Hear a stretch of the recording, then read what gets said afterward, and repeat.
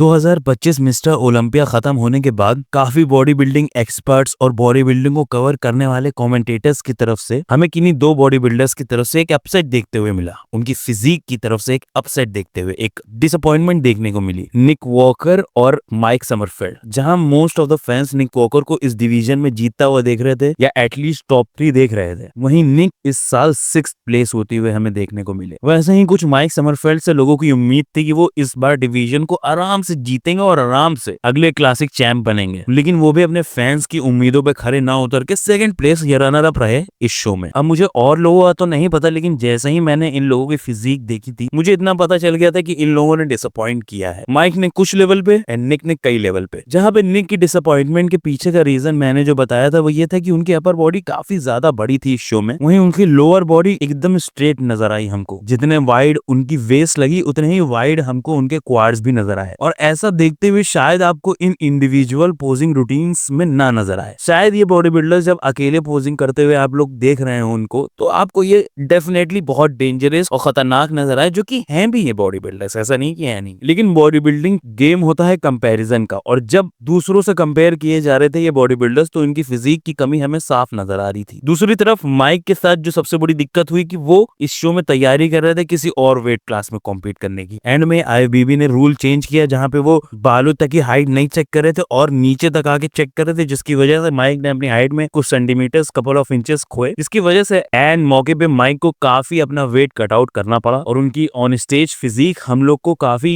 Smooth out होते हुए देखने को मिली। उनकी अपर बॉडी खास करके हमको काफी हद तक वॉश्ड आउट नजर आई। उसी के साथ साथ उनकी जो पिछली शोइंग्स में हमने उनकी साइज देखी थी उससे वो बहुत हल्के नजर आए। ये सारे रीजन ओलंपिया के खत्म होने के बाद ही मैंने बोल दिए थे कि क्यों ये बॉडी बिल्डर्स जिनसे हम इतनी उम्मीद किए हुए थे एक अच्छी प्लेसिंग की या एक बेहतर प्लेसिंग की, वो ये बॉडी बिल्डर्स क्यों नहीं डिलीवर कर पाए। लेकिन मैं कौन ही होता हूँ, आई एम नॉट अ जज। मैं सिर्फ बॉडी बिल्डिंग को ऑब्जर्व करता हूँ और कमेंटेट करता हूँ, राइट। रिसेंटली ओलंपिया टीवी की तरफ से हम लोग को ये वीडियो देखने को मिली है, जहाँ पे पैनल पे हम लोग को नजर आए टेरिक एल-गिंडी और क्रिस कॉर्मियर। जहाँ क्रिस पुराने बॉडी बिल्डर रह चुके हैं, ओल्ड स्कूल लेजेंड रह चुके हैं, वहीं टेरिक इस शो के होस्ट होने के साथ साथ ओलंपिया के जज भी हैं। हेड जज नहीं, लेकिन जो 9-10 जज पैनल पे होते हैं उनमें से एक जज ये भी रहते हैं। टेरिक हम लोग को क्लियर रीजन ये बताते हुए सुनने को मिले कि क्यों निक वॉकर और माइक समरफेल्ड की उस हिसाब से प्लेसिंग नहीं रही, उस हिसाब से उन लोग की फिजिक भी नहीं रही जहां पे उनकी वैसी प्लेसिंग है जो वो डिजर्व कर रहे थे इस शो में प्लेस होना, जहां फैंस उनको देख रहे थे इस शो में प्लेस होते हुए। टेरिक बताते हैं निक वॉकर ने वही गलती की कि वो मास चेस करने लगे। मैं इतना जरूर बोलूंगा कि इस शो में निक वॉकर की अपर बॉडी की हाईएस्ट अमाउंट ऑफ मास थी। शायद हम लोग ने इतने बड़े निक वॉकर अपर बॉडी वाइज कभी नहीं देखे थे। ऐसा ही कुछ टेरिक भी बोल रहे हैं। टेरिक कहते हैं कि अपर बॉडी वाइज निक काफी बड़े होके आए थे फाइनल्स में भी, और खास करके प्री जजिंग में, जहां उस बड़ी फिजिक में प्री जजिंग में तो हमें हल्की फुल्की कंडीशनिंग भी कम नजर आई, लेकिन फिर भी वो निक के स्टैंडर्ड के हिसाब से हल्की कंडीशनिंग थी। निक का कंडीशनिंग का स्टैंडर्ड बहुत हाई है, इस वजह से प्री जजिंग में उनकी हल्की कंडीशनिंग लगी, बिकॉज हम उससे कई गुना बेहतर उनकी देख चुके हैं। जहां टेरिक ये भी कहते हैं कि निक की फाइनल्स की फिजिक एक बहुत ही बेहतरीन फिजिक थी, नो डाउट अबाउट इट। लेकिन टेरिक इन सब चीजों को टाइम करते हुए ये कहते हैं कि निक की फिजिक में जो मेन डाउन पॉइंट था वो सिर्फ इतना सा था कि उनकी फिजिक बिल्कुल भी बैलेंस हम लोग को नहीं नजर आई। उनकी अपर बॉडी एक्सट्रीमली मैसिव होने के साथ साथ उनके क्वाड्स सिमिलर प्रोपोर्शंस शोकेस करते हुए हम लोग को देखने को मिली, जो कि बहुत ही अनप्लीजिंग था, खास करके मार्टिन फिट्जवाटर के बगल में जब वो पोजिंग कर रहे थे। ये सारी चीजें कहते हुए इस पैनल पे ये भी बात होती है कि निक के फ्यूचर क्या रहने वाला है। काफी लोग करेंटली निक को राइट आउट कर दिए हैं मिस्टर ओलंपिया बनने की रेस से, और मैं झूठ नहीं बोलूंगा, कहीं ना कहीं मैं भी उसमें हूँ, क्योंकि इतने सालों से हम लोग को जिस चीज की चाह है निक से, वो निक डिलीवर नहीं करने में कामयाब हो रहे हैं एक भी शो में। हमको चाहिए उनसे एक बेहतर क्वाड स्वीप, उनके थाइज में जो बाहर की तरफ दूसरे बॉडी बिल्डर्स कर्व शोकेस करते हैं वो नहीं है, और हम हर साल उम्मीद करते हैं कि वो इस चीज पे काम करेंगे और इस चीज को बेहतर करेंगे। लेकिन 2021 के आर्नोल्ड क्लासिक जीतने के बाद से उनका ये पॉइंट हमें अपवर्ड ट्रेजेक्टरी में नहीं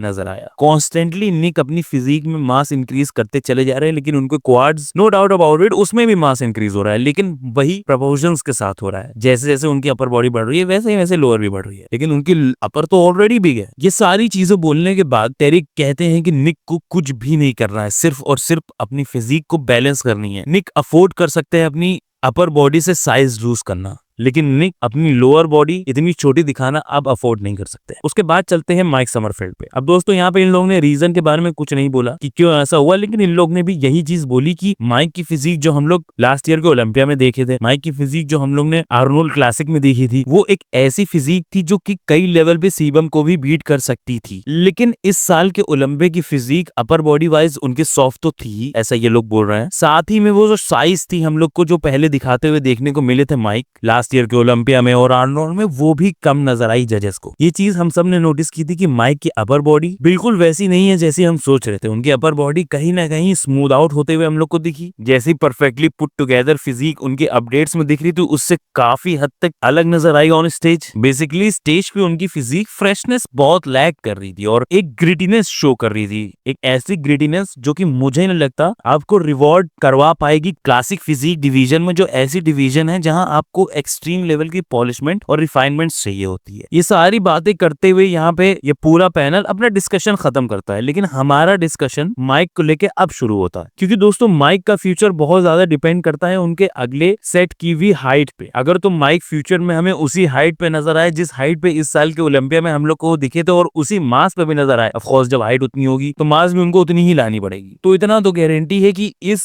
वर्जन पे माइक रमोन को बीट नहीं कर सकते। चलिए हम ये मान लेते हैं कि माइक अपनी ओलंपियाई की फिजिक में वो स्मूथनेस ना दिखाएं, अपनी ओलंपियाई की जो फिजिक थी इस साल के 2025 के ओलंपिया की, उसमें ही अपनी अपर बॉडी में और ज्यादा डिटेल्स और ज्यादा रिफाइनमेंट्स दिखाएं। लेकिन मुझे तब भी नहीं लगता कि वो रमोन को बीट कर सकते हैं, बिकॉज एक्चुअली यहाँ हमें मास भी काफी हद तक कम देखने को मिली थी समरफेल्ड की फिजिक में, जहां अगेन मैं ये चीज बार बार बोलता आऊंगा कि हर डिवीजन में आपको सब कुछ होना तो इम्पोर्टेंट है ही, लेकिन आप जीतेंगे तभी जब हाईएस्ट अमाउंट ऑफ मास होगी आपके पास। इस डिवीजन में मैं ये तो नहीं कहूंगा कि रमोन की हाईएस्ट मास है, लेकिन हर चीज का परफेक्ट कॉम्बिनेशन होने के साथ साथ हाईएस्ट मास है रमोन की, क्योंकि इतना देख के तो एविडेंट है कि होजेमा मुझे पर्सनली इस डिवीजन का है मोस्ट मस्कुलर बॉडी बिल्डर लगते हैं, लेकिन उनकी वेस्ट क्लासिक वाइज नहीं। वीडियो के एंड में हम लोग एंड्रू जैक्ट के बारे में बात करेंगे, बिकॉज कल ही हम लोग को एंड्रू जैक्ट ऑन स्टेज भी दिखेंगे रोमानिया प्रो में, लेकिन उससे पहले दोस्तों मैं यहाँ पे जेम्स हॉलिंगसेट की बात करूंगा। 2021-22 या थोड़े साल पहले और जेम्स हॉलिंगसेट एक ऐसे बॉडी बिल्डर थे जो कि मेरे फेवरेट थे, क्योंकि उनकी फिजिक ही हम लोग को क्रेजी नहीं नजर आती थी उस टाइम तक। उनकी फिजिक में हम लोग को एक ऐसी पोटेंशियल दिखती थी जो कि उनको बहुत ऊपर तक पहुंचाने का दम रखती थी इन माई ओपिनियन उस टाइम पे। उसी के साथ साथ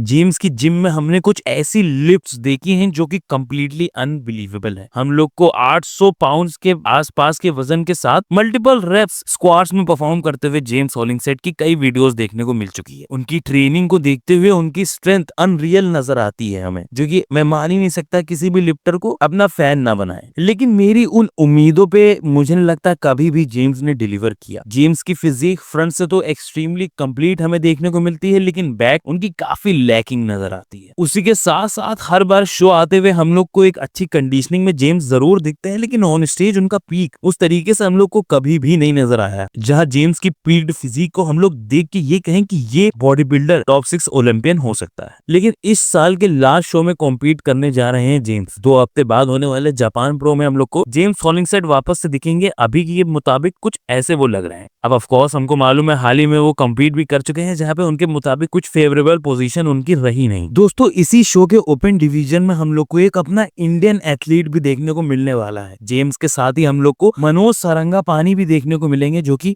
अपना पहला ओपन का शो खेलने जा रहे हैं, वो भी इंडिया के बाहर। अब मनोज के दोस्तों हाल ही के कुछ फिजिक्स देखते हुए डेफिनेटली हम लोग को वो क्रेजी हार्ड नजर आ रहे हैं, लेकिन I think open body builder के हिसाब से उनको अभी बहुत ज्यादा मास ऐड करनी होगी जेम्स हॉलिंगसेट जैसे बॉडी बिल्डर्स को कंपटीशन देने के लिए। और चांसेस है कि यहाँ पे जेम्स के अलावा और भी कई ऐसे एशियन एथलीट्स होंगे जो कि बहुत ही क्रेजी फिजिक उस स्टेज पे प्रेजेंट करेंगे। लेकिन मैं एक्सट्रीमली एक्साइटेड हूँ अपने इंडियन एथलीट का ओपन डेब्यू देखने के लिए। और अगर कुछ क्रेजी प्रेजेंट किया मनोज ने तो विदाउट अ डाउट सबसे पहला मैं ही हूंगा आपको इन्फॉर्म करने वाला शॉर्ट्स के थ्रू। मुझे अभी करंटली और कॉम्पिटिटर्स यहाँ पे कौन से कॉम्पीट करेंगे जापान प्रो में इसके बारे में नहीं मालूम है। अभी 2 हफ्ते दूर है जापान प्रो। जैसे जैसे और कॉम्पिटिटर्स की लिस्ट, जैसे जैसे और कॉम्पिटिटर्स की जानकारी हमें होती चलेगी, हम लोग उसके बारे में जरूर डिस्कस करेंगे। लेकिन अभी के लिए और दूसरे बॉडी बिल्डरों का नाम ना सुनने की वजह से मेरे हिसाब से शायद जेम्स इस शो को जीत के ओलंपिया के लिए क्वालिफाई जल्द ही कर लेंगे, जहां उनके पास फिर एक पूरा पूरा साल रहेगा ओलंपिया के लिए तैयारी करने में। तो हमें इसी वीकेंड एक क्लासिक फिजिक का क्वालिफायर शो होते हुए देखने को मिलने वाला है, जिसका टेक्सास स्टेट प्रो नाम है, जहां हमें क्लासिक फिजिक के कॉम्पिटिटर एरिक वाइल्डबर्गर भी देखने को मिलने वाले थे। अब पहले तो मैं ये बता देता हूँ कि इनका कोई भी रिश्ता स्टीव वाइनबर्गर से नहीं है दोस्तों। एक्चुअली इस शो में डिस्क्वालीफाई कर दिया गया है एरिक को, अपना वेट ना बनाने के चक्कर में। वो वेट क्यों नहीं मेक कर पाए? क्योंकि उनकी हाइट मिस हो गई। एक्चुअली वो वेट में थे जिस वेट में वो तैयारी कर रहे थे, हाइट चेक कर रहे थे घर में, जिस इक्विपमेंट से हाइट नापने की और वेट नापने के इक्विपमेंट, वो उस हाइट को नापते हुए वो उसी हाइट पे थे जिस हाइट पे उनको उम्मीद थी कॉम्पीट करने की। लेकिन यहाँ पे वापस से हाइट रीचेक होने के चक्कर में उनकी 0.1 सेंटीमीटर हाइट का डिफरेंस आया, जिसकी वजह से उनको डिस्क्वालीफाई कर दिया गया। अब यही सब चीजें हैं दोस्तों जिसको देख के इंसान ये बोलता है कि आईएफबीबी फेवरेटिज्म करती है। आईएफबीबी जो टॉप नाम है उनके खिलाफ कुछ नहीं करती, और जो उतने बड़े नाम नहीं है उनके खिलाफ इतना सख्त कदम उठाती है। लेकिन दोस्तों मैं ये बता देना चाहता हूँ कि यहाँ पे आईएफबीबी की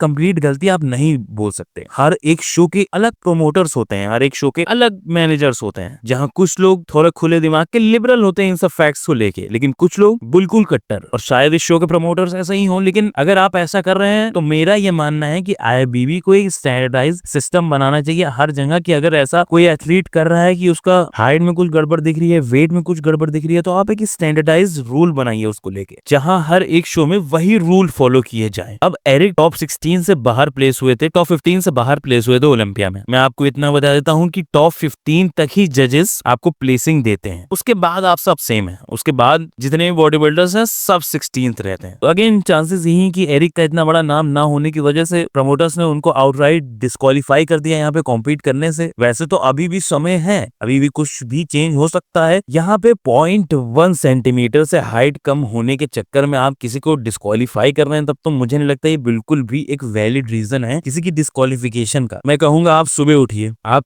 स्ट्रेचिंग करिए बहुत बेहतरीन तरीके से, उसके बाद कुछ मिनट पुल अप बार पे आप अपनी स्पाइन को कंप्लीटली स्ट्रेच आउट करिए, और फिर उसके बाद आप अपनी हाइट चेक करिए। आपने हाइट अपनी चेक की, उसके बाद आप जिम जाइए, आप लेग्स करिए, आप स्क्वाट करिए, और फिर वापस आके आप अपनी हाइट चेक करिए। आपकी हाइट सेम नहीं रहेगी, इतना कंप्रेशन और डिकम्प्रेशन हो जाता है स्पाइन के अंदर, कुछ इंचेस का नहीं होता। कुछ इंचेस का अगर आपका डिफरेंस आ रहा है तो आप कहीं ना कहीं कुछ गड़बड़ कर रहे हैं, लेकिन 0.1 सेंटीमीटर के डिफरेंस पे आपको डिस्क्वालीफाई करना, आई थिंक ये बहुत एक्सट्रीम एक कदम है। आप लोग क्या बोलते हैं इसके लिए? आप लोग डेफिनेटली कमेंट में बताइएगा। चलिए वीडियो का एंड हम लोग रोमानिया प्रो से करते हैं। रोमानिया प्रो में दोस्तों हम लोग को मालूम है ओपन डिवीजन में हम लोग को एंड्रू जैक कॉम्पीट करते हुए देखने को मिलेंगे। उन्हीं के साथ हाल ही में एक बहुत ही पॉपुलराइज हुए यंग बॉडी बिल्डिंग प्रोस्पेक्ट युआन प्रेडेल्स भी हम लोग को देखने को मिलेंगे, या जॉन प्रेडेल्स। अब दोस्तों मुश्किल ही है यहाँ पे एंड्रू जैक का किसी भी और एथलीट को हरा पाना, लेकिन एंड्रू की रिसेंट की फिजिक हम लोग को कंप्लीटली अंडर द रैप्स देखने को मिल रही है। जैसी सेम अप्रोच वो काफी सालों से अपनाते हुए आ रहे हैं, क्योंकि वो नहीं चाहते कि और दूसरे लोग फालतू में नैरेटिव्स उनके लिए बनाए, फालतू में उनको हाइप करे, ओवर हाइप करे या अंडर हाइप करे। वो सिर्फ अपनी परफॉर्मेंस से मार्क छोड़ना चाहते हैं, बिकॉज दोस्तों performance is the only thing that matters. आपकी अपडेट्स जैसी भी हो फर्क नहीं पड़ता, आप उस शो के दिन उस 10 मिनट के अंदर कैसे दिख रहे हैं, सिर्फ और सिर्फ ये मैटर करता है। और हम यही देखेंगे कि क्या एंड्रू वापस से अपने ओलंपिया जैसी फिजिक रिपीट कर पाएंगे कि नहीं। क्या एंड्रू वापस से हम लोग को उतने ही कंडीशन, उतने ही श्रेडेड नजर आएंगे कि नहीं। ओलंपिया होने के 6 हफ्ते बाद चांसेस हैं कि उतना ज्यादा कुछ फर्क नहीं आया होगा अभी एंड्रू की फिजिक में। Of course post Olympia physique काफी तगड़ी रिबाउंड होती है, जहां पे आपकी फिजिक में न्यू टिश्यू बहुत इजी हो जाता है ऐड करना, लेकिन उस नए टिश्यू के साथ आता है फ्लफ, आता है फैट, और उसी चीज को मेडिकेट करते हुए यहाँ पे एंड्रू को एक परफेक्ट पीक नेल करना है, परफेक्ट पैकेज हमें दिखाना है इस शो को जीतने के लिए, और मेरा मानना है कि वो ऐसा कर भी लेंगे। वहीं क्लासिक फिजिक में दोस्तों हम लोग को होजेमा म्यूनियोज देखने को मिलेंगे, जो कि अगेन इस शो में अपनी कंडीशनिंग 110% डिलीवर करने वाले हैं, जिसके पीछे का रीजन ये नहीं है कि वो एक एक्सट्रीमली कंसिस्टेंट एथलीट हैं जो हर बार अपनी कंडीशनिंग, अपनी फिजिक में ड्राइनेस प्रेजेंट करते हैं। दोस्तों उनकी मजबूरी है ऐसी कंडीशनिंग प्रेजेंट करना, उनके वेट कैप में जहां नहीं है इतनी कि वो अपने आप को परमिशन दे जरा सा भी फैट होल्ड करने का ऑन स्टेज, जिसकी वजह से उनकी मजबूरी है इतना ज्यादा lower level of body fat पे अपनी फिजिक को प्रेजेंट करना ऑन स्टेज। मुझे नहीं लगता दोस्तों हम लोग होजेमा को काफी समय तक इस डिवीजन में देख पाएंगे, क्योंकि 2025 मिस्टर ओलंपिया की उनकी फिजिक इतनी ज्यादा कंडीशन होने के साथ उनके वेट कैप को कंप्लीटली टच कर रही थी। अब इतनी छिली हुई फिजिक में आप क्या ही और इम्प्रूवमेंट कर सकते हैं सिवाय मसल मास के, और अगर मसल मास बढ़ेगा तो वेट कैप तो बढ़ेगा ही। उनका वेट जो जो कि वेइंग स्केल में दिख रहा है वो कांटा और ज्यादा ऊपर जाएगा। आईबीबी के दोस्तों जो नए क्वालिफिकेशन रूल्स है वो अगले साल से अप्लाई होंगे, तो इस शो को जीत के डायरेक्टली क्वालिफाई कर लेंगे ओलंपिया के लिए होजेमा। लेकिन असली सवाल तो ये है कि क्या होजेमा को हम लोग ओलंपिया आते हुए अगले साल का 2026 का ओलंपिया आते हुए हम लोग क्लासिक में ही देखेंगे उनको? मेरे लिए ये बात मान पाना बहुत मुश्किल हो रहा है कि 1-2 साल से ज्यादा इस डिवीजन में हम लोग होजेमा को कॉम्पीट करते हुए देखेंगे। आई थिंक उनकी फिजिक इतनी रैपिडली चेंज हो रही है, ऑफ कोर्स उनकी उम्र भी ऐसी है, 23 साल की उम्र में आपकी फिजिक ग्रो नहीं करेगी तो कब करेगी? जहां कुछ पाउंड ऑफ मसल होजेमा की फिजिक में एक्चुअली उनको काफी कॉम्पिटिटिव बना सकते हैं ओपन डिवीजन में। आई थिंक कई लोग इस चीज को ध्यान में नहीं देते कि इन बॉडी बिल्डर्स का एक क्रेजी स्ट्रक्चर होने के साथ साथ इनके पास साइज भी बहुत होती है, जहां पे जरूर कुछ पाउंड्स की और जरूरत है, लेकिन जब वो कुछ पाउंड्स इनके फ्रेम में हमें ऐड होते हुए दिख जाएंगे तब आई थिंक हम होजेमा को भी ओपन में शायद एक बहुत ही डेंजरस बॉडी बिल्डर बनते हुए देखें। लेकिन अभी के लिए खैर वो क्लासिक में ही रहेंगे। देखते हैं उनकी इस वीकेंड कैसी परफॉर्मेंस रहेगी। जैसे भी रहेगी आपको जरूर इस चैनल पे देखने को मिल जाएगी। ये वीडियो आप लोगों को कैसी लगी, ये वीडियो आप लोगों को कैसी लगी ये भी कमेंट में बता दीजिए। सब्सक्राइब कर दीजिए, काफी चैनल को बेल आइकन दबा दीजिए। चलिए आपसे अगली वीडियो मिलते हैं, तब तक के लिए बाय।